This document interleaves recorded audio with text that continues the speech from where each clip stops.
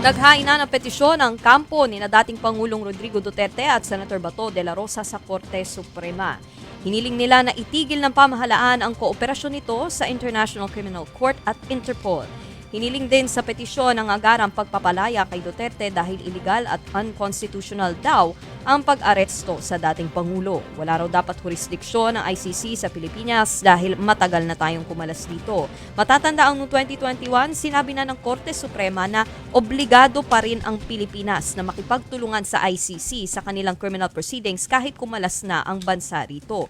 Ayon naman kay Chief Presidential Legal Counsel Juan Ponce Enrile, walang kinalaman ang gobyerno at batas ng Pilipinas sa kasalukuyang kaso ni Duterte. ICC daw ang dapat sisihin ng dating Pangulo rito. Dagdag pa ni Enrile, dapat humingi ang kampo ni Duterte ng kopya ng mga kaso ni Duterte sa ICC para malaman nila kung bakit inaresto ang dating Pangulo.